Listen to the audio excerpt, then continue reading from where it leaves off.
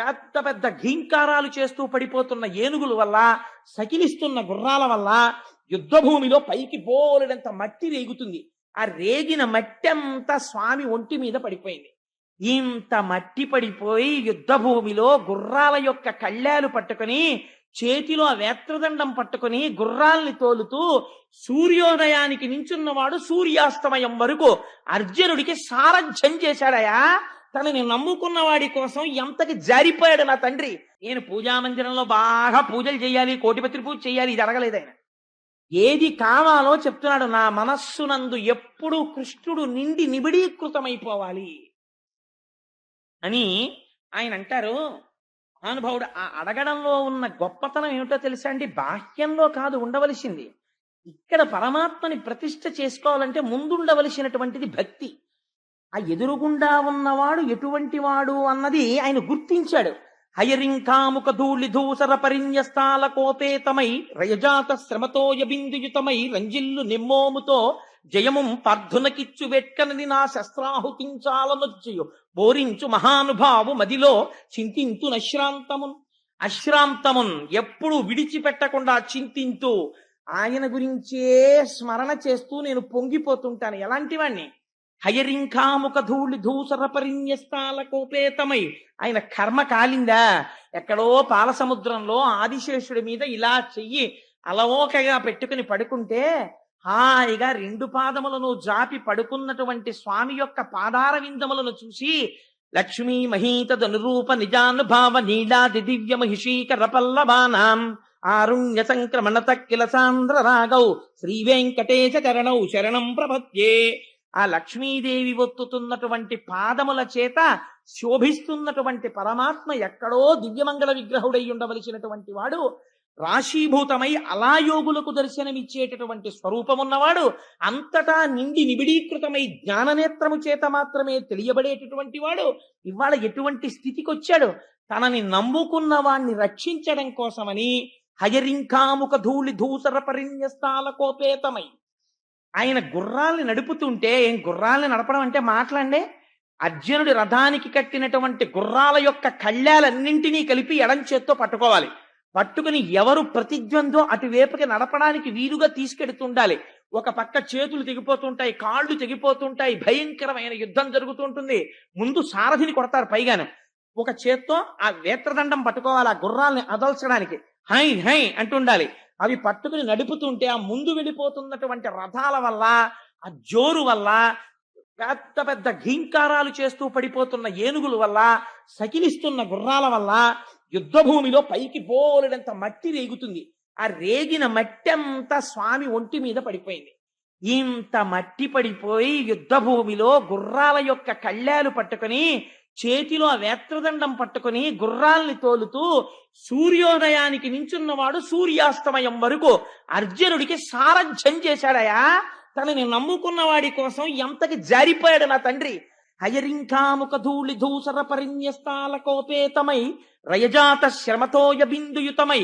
అసలు అలసటంటే ఏమిటో తెలియదు మా స్వామికి. ఎందుకని?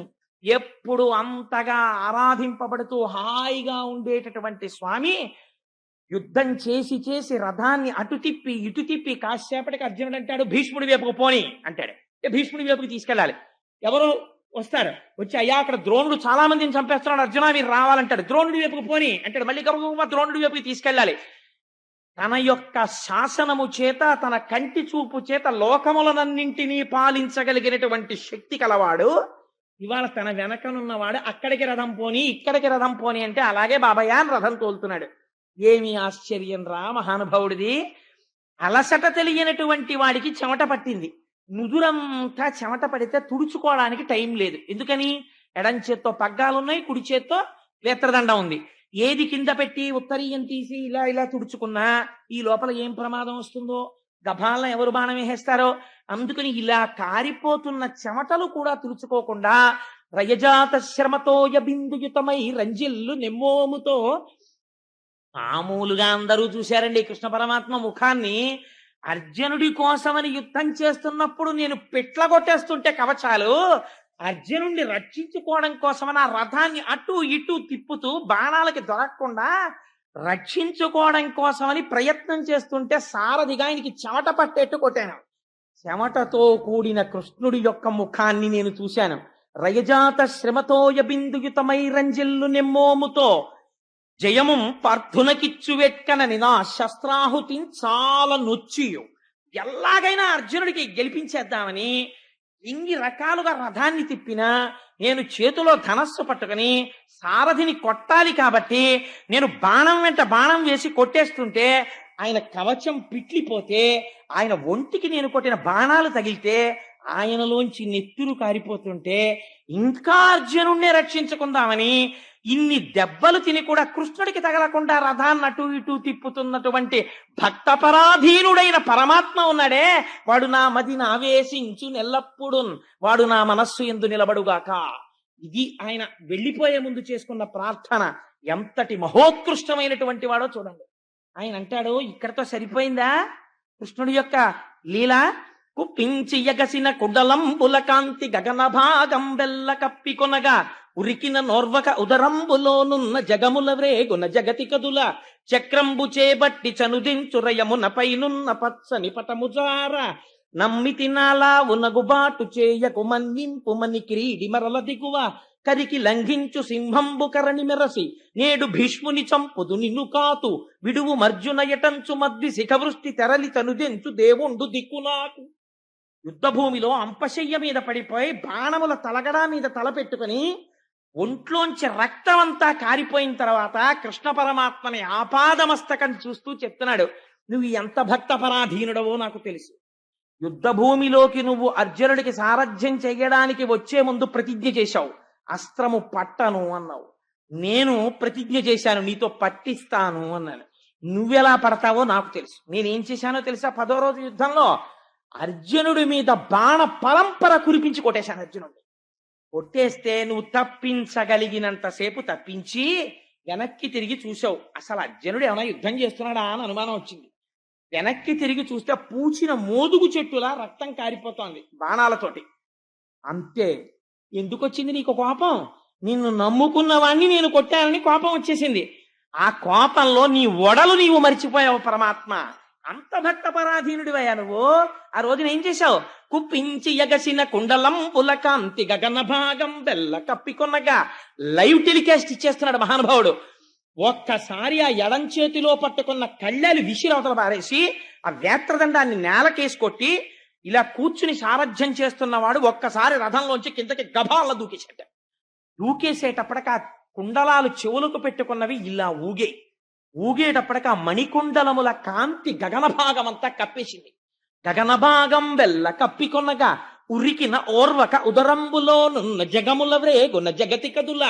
అన్ని భువన భాండాలు నీ కడుపులో ఉన్నాయి కదా, నువ్వు ఒక్కసారి దూకేసేటప్పటికి బ్రహ్మాండములన్నీ ఇలా కదిలి అలా దూకేశావు ఆ రోజున. ఉరికిన నోర్వక నుదరంబులోనున్న జగముల వ్రేగున జగతి కదుల చక్రంబు చేబట్టి చనుదెంచురయమున పైనున్న పచ్చని పటముజార. అయ్యో, ఉత్తరీయం జారిపోకూడదని కూడా నువ్వు చూసుకోలేదు. పట్టనన్న వాడివి చక్రం పట్టేశావు. పట్టేసి గబ గబ గబ నడిచొచ్చేస్తుంటే నా మీదకి ఎదురుగుండా నేను ధనస్సు పట్టుకుని యుద్ధం చేస్తుంటే ఇలా పట్టుకుని ఇలా కళ్ళు తెరుచుకుని ఇలా వచ్చేస్తుంటే నువ్వు వేసుకున్న ఉత్తరీయం జారి కింద పడిపోయింది. కనీసం ఇలా ఉత్తరీయం తీసివేసుకోలేదు. అంత కోపంతో వచ్చేసావు ఆ రోజున నా మీదకి. అప్పుడు నమ్మి తినాలా ఉనగుబాటు చేయకు మన్నింపు మని క్రీడి మరల దిగువ. బావా బావా బావా బావా అని ధనస్సు పక్కన పారేసి అర్జునుడు దూకేశాడు. దూకేసి పరిగెత్తుకుంటూ వచ్చి నీ కాళ్ళు అట్టుకుని, బావా బావా అలా చక్రం పట్టేకు బావా, నీ భావనైనటువంటి నేను అర్జునుడు చేతకాని వాడైపోతే, భీష్ముడితో యుద్ధం చెయ్యలేకపోతే కృష్ణ పరమాత్మ చక్రం పట్టుకుని భీష్ముడిని చంపితే మొనగాడై కురుక్షేత్రంలో యుద్ధం చేశాడని రేపు లోకులు నన్ను దెప్పి పడుస్తారు.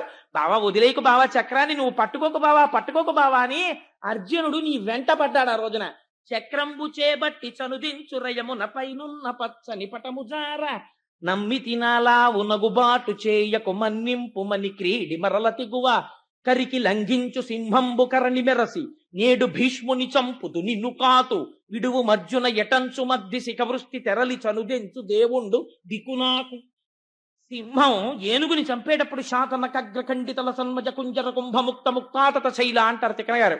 అలా ఒక్కసారి ఎగిరి సన్నటి నడువుతో దూకి ఆ ఏనుగు యొక్క కుంభస్థలం మీద కూర్చుని పంజాతో కొట్టి చీల్చేసి ముత్యాల్ని పైకి తీసినట్టు ఆనాడు ఏనుగు మీద దూకుతున్న సింహం అన్నట్టుగా నువ్వు చక్రం పట్టుకుని గబ గబ వెళ్ళిపోతూ అర్జునుడు ఎదురొచ్చి కాళ్ళ మీద పడిపోతే ఊరుకో అర్జున పక్కకిలే చంపేస్తాను వాడి భీష్ముడిని ఏమనుకుంటున్నాడో, నీ మీద బాణాలేస్తాడా, నిన్ను కాపాడతాను, భీష్ముడిని చంపేస్తాను, నేను ఎవరో తెలిసిపోయినా సరే ప్రపంచానికి, చక్రం పట్టుకుని చంపవతల పారేయాల్సిందే ఇవాళ, ఏమనుకుంటున్నాడు, నేను నీ రథం మీద నిలబడి ఉండగా నిన్ను కొట్టడమా అని బయటపడిపోయాడా ఆ రోజున.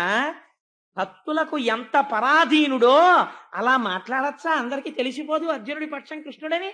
అప్పుడేమో బావా ఎప్పుడు వచ్చి తీవు మునుముందుగా అర్జును నేను చూచితిన్ అని అంత టకరదనం ప్రదర్శించాడు, ఎంతో నైపుణ్యంతో సమానంగా ఇచ్చినట్టు చెప్పాడు.